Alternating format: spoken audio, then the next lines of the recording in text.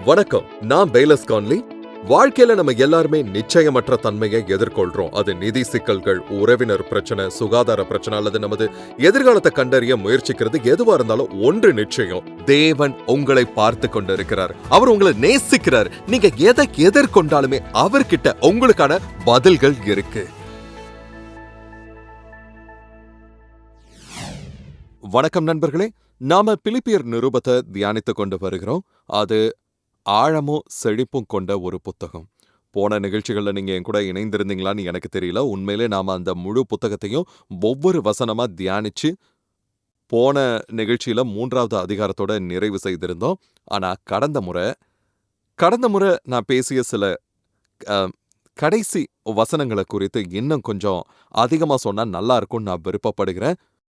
ஒருவேளை நீங்க போன நிகழ்ச்சியில கலந்துக்கலனாலும் பரவாயில்ல, இன்னைக்கு நிகழ்ச்சி முழுமையான ஒரு செய்தியா கண்டிப்பா இருக்கும். உங்ககிட்ட வேதம் இருந்தா அதை எடுத்துக்கோங்க.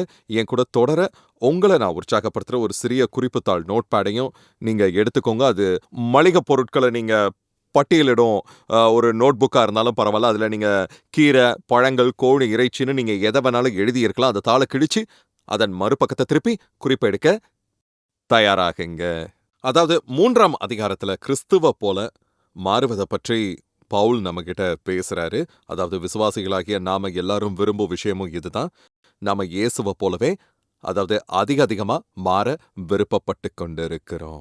நம்முடைய எண்ணங்கள்லையும் வேறு யாரும் பார்க்காத நம்முடைய இதயத்தின் அந்தரங்க தியானங்களிலும் நமக்கும் தேவனுக்கும் மட்டுமே தெரிந்த விஷயங்கள்ல அவருடைய சாயலை பெற நாம விருப்பப்பட்டு கொண்டு இருக்கிறோம். நம்முடைய பேச்சிலும் நாம இயேசுவை போல மாற விரும்புகிறோம். அதாவது நெருக்கடியான நேரங்களிலும் மகிழ்ச்சியான நேரங்களிலும் நண்பர்களோட இருக்கும் போதும் எதிரிகளை சந்திக்கும் போதும் நாம பேசும் விதம் இயேசுவை போல கண்டிப்பா இருக்கணும். சரியா? இயேசுவை போல கண்டிப்பா இருக்கணும். அவர் எப்போதும் தேவனுடைய வார்த்தையே பேசிக் கொண்டிருந்தார். வேதவசனங்கள் எப்போதும் அவர் வாயில் இருந்தது. சரியா? நம்முடைய செயல்களிலும் நாம பணிபுரியும் இடத்திலும் இயேசுவை போல மாற நாம விரும்புகிறோம். நான் பணிபுரியும் போது அதாவது கிறிஸ்துவுக்காகவே அந்த வேலையை செய்வது போல நான் செய்யணும் நண்பர்களே. என்னுடைய முழு இருதயத்தோடும் முழு ஆத்மாவோடும் நான் உழைக்கணும். என்னோட கூட வேலை செய்கிறவங்க, சீனியர்ஸ், பக்கத்து வீட்டுக்காரங்க மற்றும் ஃபேமிலி மெம்பர்ஸ்னு எல்லார்கிட்டையும் பழகும் போதும் மக்களுடன் பழகும் ஒவ்வொரு தருணத்திலையும் என்னுடைய செயல் இயேசுவின் சாயலுக்கு ஏற்றதாக இருக்க நான் விருப்பப்படுகிறேன் நண்பர்களே. பிலிப்பியர் 3ஆம் அதிகாரத்தின் 11வது வசனத்துல கிளாசிக் ஆம்பிளிஃபைடு மொழிபெயர்ப்புல உள்ள ஒரு குறிப்பு இங்க தரப்பட்டிருக்கு. கிரேக்க மூலத்தின் அடிப்படையில் பவுல் சொல்ல வந்த முழுமையான அர்த்தத்தை இது வெளிப்படுத்துதுன்னு நான் நம்புறேன் நண்பர்களே. உண்மையிலே பவுல் இதை குறிப்பிடும் போது என்ன அர்த்தத்தில் சொன்னாருங்கிறது குறித்து இறையியலாளர்களிடையே பல விவாதங்கள் இருக்குது. அவர் மரித்தோரின் உயிர்த்தெழுதலை நான் அடைய வேண்டும் என்று சொன்னார். ஆனால் புதிய ஏற்பாட்டில் அந்த வார்த்தை பயன்படுத்தப்பட்ட ஒரே இடம் இது மட்டும்தான் நண்பர்களே. ஆமாம், கிறிஸ்து திரும்ப வரும்போது விசுவாசிகளுக்கு ஏற்படவிருக்கும் சரீர பிரகாரமான உயிர்த்தெழுதலை பற்றி அவர் இங்க பேசல. கவனிங்க, கிரேக்க மொழியில வெளியே வரும் உயிர்த்தெழுதலை அல்லது தனித்துவமான உயிர்த்தெழுதலை அடைவதை பற்றியே அவர் குறிப்பிடுகிறார். தமிழ் மொழிபெயர்ப்பின் 10வது வசனத்தில் இப்படி சொல்லப்பட்டிருக்க, எப்படியாயினும் என்று பவுல் எழுதுகிறார். எப்படியாயினும் நான் மரித்தோரிலிருந்து உயிரோடு எழுந்திருப்பதற்கு தகுதியாகவும் படிக்கும். எனவே அவர் எதிர்காலத்தில் நடக்க போகும் உயிர்த்தெழுதலை பற்றி பேசல நண்பர்களே. ஆமா, எதிர்காலத்தில் நடக்க போகும் உயிர்த்தெழுதலை பற்றி பேசல. மாறா இந்த வாழ்க்கையிலே தேவனிடத்தில் கிடைக்கக்கூடிய தூய்மை, வல்லமை மற்றும் பரிசுத்தத்தின் ஒரு நிலையை அவர் சுட்டி காட்டுறாரு. இது நம்முடைய நற்செயல்களால அடையவே முடியாது. ஆமா, இயேசுவை நெருங்கிச் செல்லும் போதுதான் இது கிடைக்கிறது. அப்போஸ்தலனாகிய பவுலின் அடுத்த வார்த்தைகள் உங்களுக்கு ஊக்கமளிப்பதாக இருக்கலாம். அதாவது 12வது வசனத்தில் அவர் சொல்றது இதுதான்: நான் அடைந்தாயிற்று அல்லது முற்றிலும் தேறினவனானேன் என்று எண்ணாமல் கிறிஸ்து இயேசுவினால் நான் எதற்காக பிடிக்கப்பட்டேனோ அதை நான் பிடித்துக் கொள்ளும்படி ஆசையாய் தொடர்கிறேன். எனவே தேவனிடத்தில் தூய்மை, வல்லமை மற்றும் பரிசுத்தத்தின் இந்த நிலையை அடைவதை பற்றி பேசும் பவுல், நான் இன்னும் அந்த நிலையை அடையவில்லை, ஆனால் தொடர்ந்து முன்னேறிச் செல்கிறேன். எனக்கு இன்னும் வளர வேண்டிய இடம் இருக்கிறது என்று சொல்கிறார். முதிர்ச்சியற்ற மாம்சத்திற்குரிய விசுவாசிகளை தாழ்வாக பார்த்து அவர்களின் விசுவாச குறைவு அல்லது பரிசுத்த குறைபாட்டிற்காக கடிந்து கொள்ளும் ஒருவராக அவர் இதை எழுதல. அவர் சொல்றாரு, நாம் எல்லாரும் பயணத்தில் இருக்கிறோம். நாம் விசுவாசத்தில் இருந்து விசுவாசத்திற்கு செல்கிறோம், மகிமையிலிருந்து மகிமைக்கு செல்கிறோம். ஒருமுறை ஒருத்தர் சொன்ன ஒரு கருத்து எனக்கு ரொம்ப பிடிச்சிருந்தது. இது பூரணத்துவத்தை பற்றியதல்ல, இது திசையை பற்றியது ஆகும். நாம கிருபையில வளர்ந்து கொண்டு இருக்கிறோம். ஒரு நாள் அவருடைய மகிமை மிக்க சரீரத்தை போன்ற ஒரு மகிமை மிக்க சரீரத்தை நாம கண்டிப்பா பெறுவோம் நண்பர்களே. சொல்லப்போனா நாம நித்தியத்திற்குள் பிரவேசிப்போம். அவர் எப்படி இருக்கிறாரோ அப்படியே அவரை நாம் காண்போம். அவரை அறிந்து கொள்வோம். நாம் அவரைப் போல இருப்போம் என்று 1 யோவானில் வேதம் சொல்லுது. ஆனா இப்பொழுதோ இந்த விலையேறப்பட்ட பொக்கிஷத்தை மண்பாண்டங்களாகிய நமக்குள்ளே கொண்டிருக்கிறோம். நாம வீழ்ச்சி அடைந்த ஒரு உலகத்தில் வாழ்ந்து கொண்டிருக்கிறோம். நம்முடைய எதிராளியாகிய பிசாசானவன் கெர்ச்சிக்கிற சிங்கம் போல எவனை விழுங்கலாமோ என்று வகை தேடி சுற்றித் திரிகிறான். வலதுபுறமோ இடதுபுறமோ சோதனைகள் இருக்கு, தீமை நம்மை சூழ்ந்திருக்கு, கெட்ட மனிதர்கள் இருக்காங்க, கெட்ட ஆவிகளும் இருக்குது. ஆனாலும் திடன் கொள்ளுங்கள், நான் உலகத்தை ஜெயித்தேன்னு இயேசு சொன்னதற்காக தேவனுக்கு நன்றி செலுத்தணும். இருளை விட ஒளி வல்லமையானது. ஆனா நான் சொல்ல வர்றது என்னன்னா, நாம வளர்ந்து கொண்டு இருக்கிறோம். நாம கிருபையிலிருந்து கிருபைக்கும், விசுவாசத்திலிருந்து விசுவாசத்திற்கும், மகிமையிலிருந்து மகிமைக்கும் செல்கிறோம்னு வேதம் சொல்லுது. எனவே இது ஏதோ ஒரு பரிபூர்ண நிலையை ஏற்கனவே அடைந்து விட்டதை பற்றிய விஷயம் கிடையாது. சரியா? இயேசுவை உங்கள் ஆண்டவராக இரட்சகராக நீங்க உண்மையில ஏற்றுக்கொண்ட அந்த தருணத்தில் இயேசு குறிப்பிட்ட மறுபடியும் பிறத்தல் என்ற நிலையை நீங்க அடைந்தீர்கள். ஆவினால் பிறப்பது ஆவியாக இருக்கிறது, பரிசுத்த ஆவினால் பிறப்பது உங்கள் ஆவியாக இருக்கிறதுன்னு அவர் சொன்னார். நான் ஒரு ஆவிக்குரிய ஜீவன். நான் கிறிஸ்துவை ஏற்றுக்கொண்டது, என்னுடைய ஆவி முழுமையாக்கப்பட்டு பூரணப்படுத்தப்பட்டது.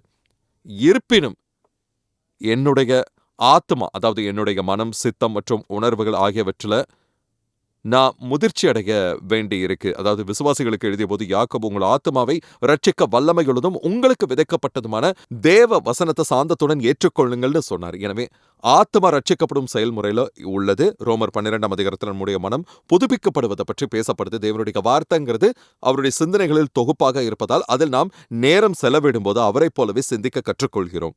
அதாவது திருமணம், பிள்ளைகளை வளர்த்தல், பணம் மற்றும் வேறு யாருக்கும் தெரியாத நம்முடைய தனிப்பட்ட அந்தரங்க வாழ்க்கை போன்றவற்றை பற்றி அவர் என்ன நினைக்கிறாருங்கிறத நாம அறிந்து கொள்ளவும் கற்றுக்கொள்ளவும் அவர் அதை எழுதி வைத்துள்ளார் நண்பர்களே. எனவே நாம் நம்முடைய மனதை புதுப்பிக்கிறோம். மீண்டும் நான் சொல்றேன், அதாவது இந்த விலையேற பெற்ற பொக்கிஷம் நம்மிடம் இருக்கும் மனப்பாண்டம் போன்ற சரீரத்தில் வைக்கப்பட்டுள்ளது. ஒரு நாள் நாம் புதிய சரீரத்தை பெறுவோம். ஆனால் இடைப்பட்ட காலத்தில் அப்போஸ்தலனாகிய பவுல் சொன்னது போல என்னுடைய சரீரத்தை ஒடுக்கி அதை எனக்கு கீழ்ப்படுத்துகிறேன்.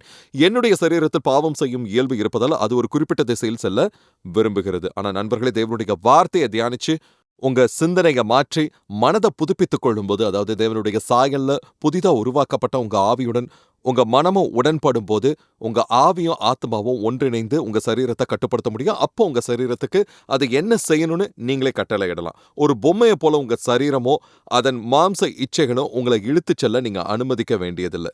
இல்ல, உங்க சரீரத்தை உங்களுக்கு கீழ்ப்படுத்தி அதை ஆளுகை செஞ்சு பரிசுத்தமான வாழ்க்கைய வாழ முடியும் நண்பர்களே. நான் மறுபடியும் சொல்றேன், இது ஒரு திசையை பற்றிய விஷயம்.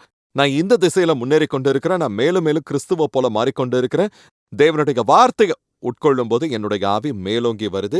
என்னுடைய வாழ்க்கை மாற்றமடைந்து அதே மாதிரி நான் மகிமையிலிருந்து மகிமைக்கும் விசுவாசத்திலிருந்து விசுவாசத்திற்கும் முன்னேறி போய்கொண்டு இருக்கிறேன். மேலும் பெரிய அப்போஸ்தலனாகிய பவுல் கூட நான் இன்னும் இலக்க அடையலன்னு, இன்னும் முழுமையா எட்டல அப்படின்னு இருக்காரு. ஆனா கிறிஸ்து என்னை எதற்காக பிடித்து கொண்டாரோ அதை பிடித்து கொள்ளவே நான் விரும்புகிறேன்னாரு.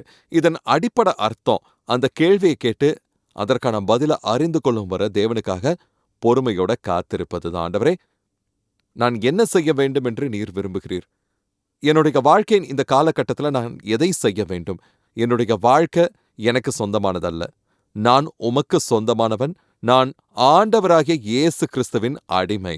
ஆக புதிய ஏற்பாடு முழுவதும் அடிமை என்பது குறிக்க பயன்படுத்தப்படும் கிரேக்க வார்த்தையின் நேரடி அர்த்தம் ஒருவருடைய விருப்பம் மற்றொருவருடைய விருப்பத்தால் முழுமையாக உள்வாங்கப்பட்ட ஒரு நபர் என்பது.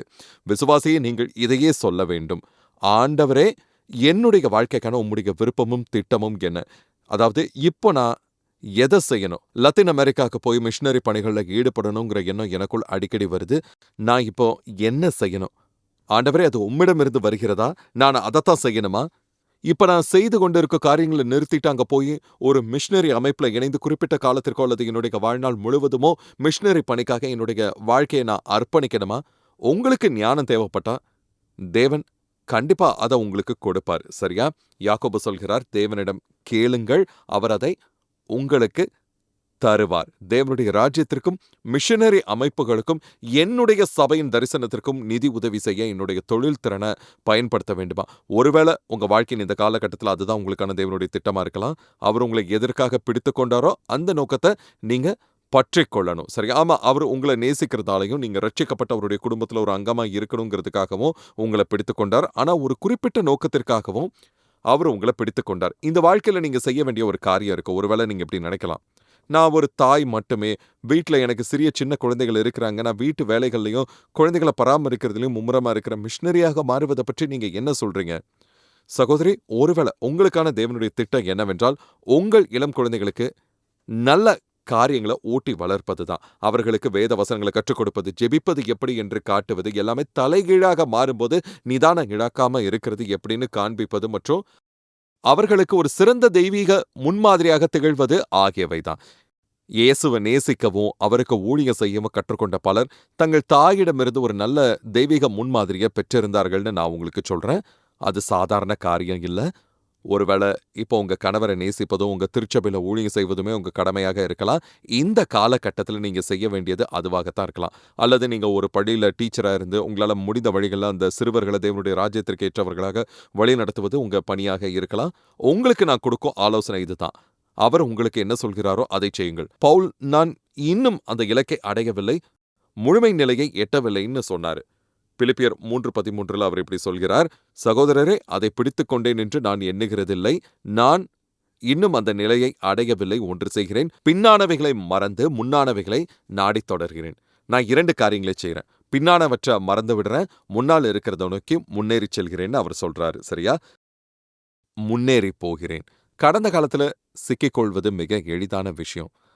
சிலர் தங்கள் கடந்த கால தோல்விகளுடனேயே பிணைக்கப்பட்டு இருக்கிறாங்க. தாங்கள் பெற்ற காயங்களையோ அல்லது தோல்வியற்ற விதத்தையோ அவர்கள் கடந்து வர முடியல. அவங்க உண்மையிலே தங்களை கடந்த காலத்தினுடைய பிணைத்து கொண்டு இருக்கிறாங்க.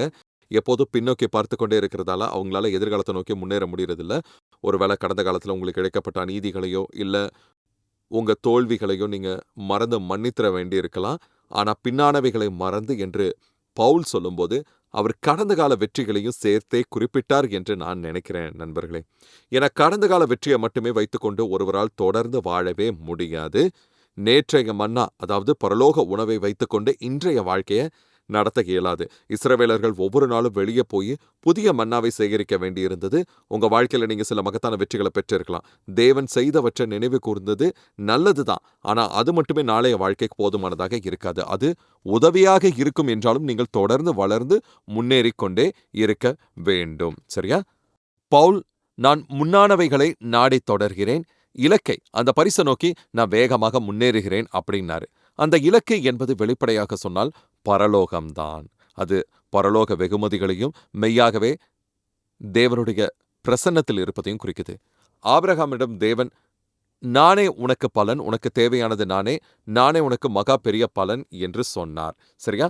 வரவிருக்கும் பரலோகத்திற்காகவும் வரவிருக்கும் மகிமைகளுக்காகவும் தேவனுக்கு நன்றி செலுத்துங்க.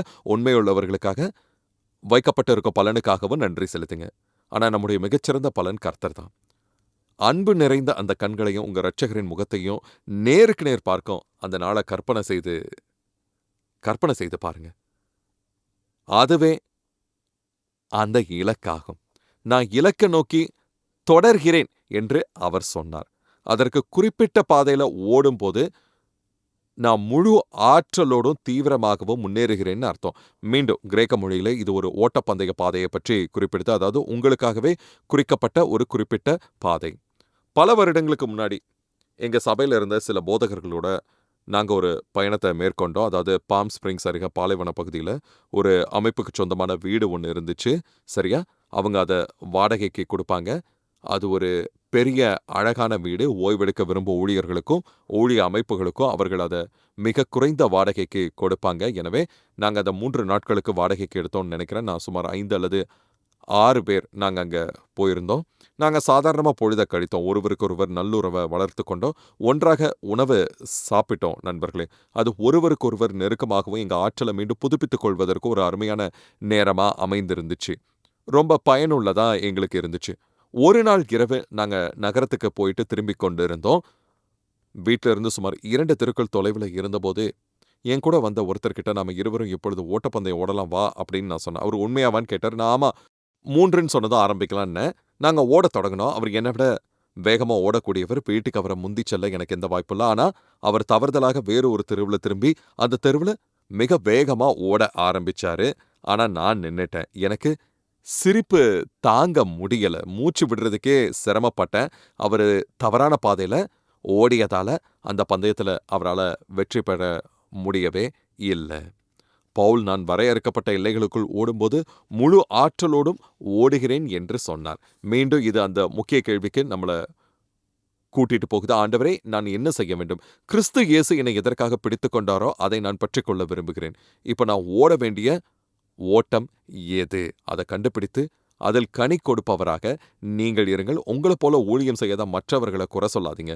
ஒரு போதகராக நான் எப்போதும் மக்களுடன் உரையாடும் வாய்ப்பை பெறுகிறேன். இது ஒரு சுவாரஸ்யமான கதை. சில சமயங்கள்ல நீங்க ஒரு போதகராக இருந்தா இது உங்களுக்கு தெரியும். சிலர் போதகரே நீங்க இதை செய்யணும்னு ஒரு குறிப்பிட்ட தொலைநோக்கு பார்வையோட பேசுவாங்க. உண்மையிலே சமீபத்துல ஒருத்தர் என்ன சந்திச்சாரு. அவரை நான் அதுக்கு முன்னாடி சந்திச்சதே இல்ல. அவர் வழக்கமா திருச்சபைக்கு வர்றவர்னு எனக்கு தோணல. ஆனா ஒரு காரியத்தை செய்வதற்கான தொலைநோக்கு பார்வை அவர்கிட்ட இருந்தது. அது நல்ல காரியம். வேதத்தின்படி சரியான காரியமும் கூட. அவர் என்கிட்ட போதகரே இதை செய்ய உங்களுக்கு விருப்பமானாரு. அதுக்கு நான் உண்மையை சொல்லப்போனா இப்ப நாங்க பல காரியங்களும் மும்முரமாக ஈடுபட்டிருக்கோம். தேவன் எங்களை எதை செய்ய அழைத்திருக்கிறாரோ அதை செய்யறதுலயே நாங்க பிஸியா இருக்கிறோம். எனவே உண்மையை சொல்லணும்னா அதை செய்ய எங்களுக்கு விருப்பம் இல்லை அப்படின்னு அவர் ஏமாற்றம் அடைந்தாரா. ஆனா அவரே சொந்தமா அந்த காரியத்தை முன்னெடுத்து செய்ய தயாரா இல்லைங்கிறது எனக்கு தோன்றல. போதகர்களாகிய எங்களுக்கு ஒன்று தெரியும். மக்கள் எங்ககிட்ட தேவன் தங்கள் இருதயத்தில் வைத்திருக்க காரியங்களை நாங்களும் ஏற்றுக்கொள்ள வேண்டும் என்று விரும்புவார்கள். சில சமயங்களில் எங்களால் அதை செய்ய முடியும். ஏன்னா அந்த குறிப்பிட்ட காலத்துல கர்த்தர் எங்களை செய்ய அழைத்திருக்கும் பணிகளுக்கு அதுவும் அடங்கி இருக்கலாம். ஆனா கவனிங்க, தேவன் உங்க இருதயத்துல ஒரு காரியத்தை வச்சிருந்தா நீங்களே இதற்கான முயற்சியை மேற்கொள்ளணும். ஒருவேளை அதற்காக ஒரு ஜெபக்குழுவை அமைச்சு நீங்க ஜெபிக்க ஆரம்பிக்கலாம், அல்லது அதற்கான நிதியை சேகரிக்க ஆரம்பிக்கலாம். எப்படி இருந்தாலும் ஏதாவது ஒன்றை நீங்க செய்யணும். என் சிஸ்டருக்கு ஒரு அமைப்பை தொடங்கணுங்கிற எண்ணம் இருந்துச்சு நண்பர்களே. அதுக்கு அவங்க கிரேட்ஃபுல் ஹார்ட்ஸ் அப்படின்னு பெயரிட்டாங்க. பசியால வாடுபவர்களையும் கடினமான சூழ்நிலையை எதிர்கொள்ளும் குடும்பங்களையும் கவனித்துக் கொள்வதே அந்த அமைப்பின் நோக்கம். அவங்க என்ன செஞ்சாங்க தெரியுமா? அந்த பொறுப்பை வேறு ஒருத்தர்கிட்ட கொடுத்து இதை நீங்க செய்யணும்னு எனக்கு சொல்லல. மாறா டப்பாக்கள் அடைக்கப்பட்ட உணவுப் பொருட்களை சேகரித்து தன்னுடைய வீட்டில் உள்ள அலமாரியில வைக்க ஆரம்பிச்சாங்க. தனக்கு கிடைத்த இடத்துல இருந்தே சிறிய காரியங்களை செய்ய ஆரம்பிச்சாங்க. தேவன் அதை ஆசீர்வதித்து வளர்த்தாரு. காலப்போக்கில் கிரேட்ஃபுல் ஹார்ட்ஸ் அமைப்பு பல்லாயிரக்கணக்கான மக்களுக்கும் கடினமான சூழலில் இருந்த குடும்பங்களுக்கும் சேவை செய்யும் அளவுக்கு வளர்ந்தது. ஆனா அவர் எங்க ஒரு புள்ளியில அதை தொடங்கினார். எனவே நீங்களே சொந்தமா ஏதாவது ஒரு முயற்சியை மேற்கொள்ளணும். அதே வேளையில ஒரு போதகரா நான் அடிக்கடி கவனிக்கும் மற்றொரு விஷயம் என்னன்னா, மக்கள் எங்க கிட்ட வருவாங்க. அவர்களுக்கு அனாதை அல்லது ஆதரவற்ற குழந்தைகளை பராமரிக்கிறதுல அக்கறை இருக்கலாம், அல்லது ஒரு குறிப்பிட்ட மக்கள் குழுவிற்கான அல்லது உலகின் ஒரு குறிப்பிட்ட பகுதிக்கான மிஷனரி பணிகளில் ஈடுபட்டு கொண்டு இருக்கலாம், அல்லது பாலியல் தொழிலில் ஈடுபட்டுள்ள பெண்கள் அல்லது ஆண்களிடம் நற்செய்தியை கொண்டு சேர்ப்பது மற்றும் அவர்களை நல்வழிப்படுத்துவது தொடர்பானதா இது இருக்கலாம், அல்லது குறைந்த வருமானம் கொண்ட பகுதிக்கு மளிகை பொருட்களை கொண்டு செல்வது, அல்லது வேறு நூற்றுக்கணக்கான விஷயங்கள்ல ஒன்றாக கூட இது இருக்கலாம். நண்பர்களே, சில சமயங்களில் நான் கவனிக்கிறது என்னன்னா, ஒரு குறிப்பிட்ட நற்செயல்ல ஆர்வத்துடன் ஈடுபடுபவர்கள் கவனிங்க, அதுல முழுமையாக இணையாத அல்லது முழு ஈடுபாட்டுடன் செயல்படாத மற்ற விசுவாசிகளை குறை சொல்லுவாங்க. அவர்களுக்கு இதுல போதிய ஈடுபாடு இல்லை என்று அவர்கள் நினைத்து கொண்டிருக்கிறாங்க. அவங்க விமர்சனங்களை முன்வைக்கிறாங்க. அந்த செயலை திருச்சபை 100% ஆதரிக்கலைன்னா திருச்சபையையும் அவங்க குறை சொல்லுவாங்க. ஆனா ஒவ்வொருவருக்கும் அவரவருக்கென ஒரு தனிப்பாதை அல்லது வேலை இருக்கிறது என்பதை நாம உணரணும். குறைந்த வருமானம் கொண்ட பகுதிக்கு மளிகை பொருட்களை கொண்டு போறதுல ஒருவருக்கு அதிக ஆர்வம் இல்லாம இருக்கலாம். ஆனா ஆதரவு இல்லாதவங்க மீது அவங்களுக்கு அக்கறை இருக்கலாம். லத்தீன் அமெரிக்காலேயோ இல்ல ஆப்பிரிக்காலேயோ இல்ல அமெரிக்காலேயோ உள்ள பல ஆதரவு இல்லாதவங்க அவங்களுக்கு தனது வருமானத்தின் பெரும் பகுதியா அவர் நிதி உதவியா கொடுத்து கொண்டு இருக்கலாம். அது உங்களுக்கு தெரியாம இருக்கலாம். எனவே வேறு வழிகளில் சேவை செய்பவர்களையோ அல்லது வேறு பாதையில பயணிப்பவர்களையோ குறை சொல்றதை தவிர்க்கிறதுல நாம கவனமாக இருக்கணும். இது உங்களுக்கான ஒரு நல்ல நடைமுறை ஆலோசனை. கேளுங்க. நீங்க முழு இருதயத்தோடு ஓடலைன்னா மீண்டும் அந்த ஓட்டப்பந்தயத்துல இணைந்து ஓடத் தொடங்கணும். முன்பு சிறப்பாக ஓடிய சிலர் இடையில தடைப்பட்டு போனதை நான் பார்த்திருக்கிறேன் நண்பர்களே. ஒரு புதிய காதலர் அல்லது காதலியின் வருகை, ஏதாவது ஒரு சம்பவம், அதாவது பணத்தின் பின்னால் ஓடத் தொடங்கியது அல்லது திருச்சபையில் ஏற்பட்ட மனவேதனை தரும் நிகழ்வு போன்றவற்றால் அவங்க தடப்பட்டு போயிருக்கலாம். அவங்க முன்னாடி சிறப்பா ஓடினாங்க. ஆனா இப்போ தடப்பட்டு முன்பு இருந்ததை போல தீவிரமா நேரா உண்மையா ஓடல. முன்பு சிறப்பா ஓடிய சிலர் தங்கள் ஓட்டத்தின் இறுதி பகுதியில வேகத்தை குறைச்சு இப்போது பொறுமையா நடந்து போறத நான் பார்த்திருக்கேன். ஒரு நேர்கோட்டில் ஓடுறதுக்கு பதிலாக அவங்க அங்கே இங்கோ அலைபாய்ந்து கொண்டு இருக்கிறாங்க.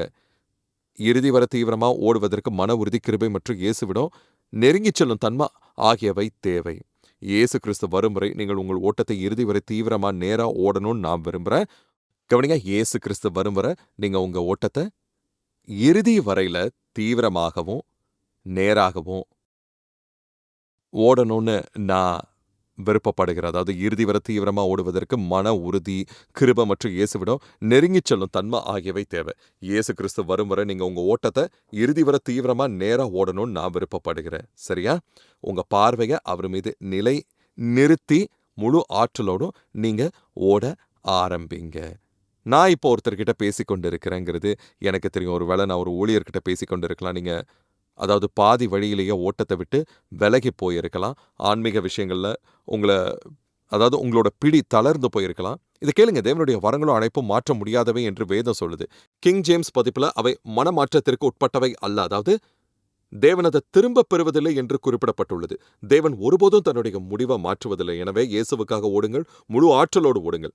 பிலிப்பியர் 3ஆம் அதிகாரத்தில் அடுத்த 2 வசனங்கள் பவுல் இப்படி சொல்கிறார். 15, 16. ஆகையால் நம்மில் தேறினவர்கள் யாவரும் இந்த சிந்தையாய் இருக்க கடவும், எந்த காரியத்திலாவது நீங்கள் வேறே சிந்தையாய் இருந்தால் அதையும் தேவன் உங்களுக்கு வெளிப்படுத்துவார்.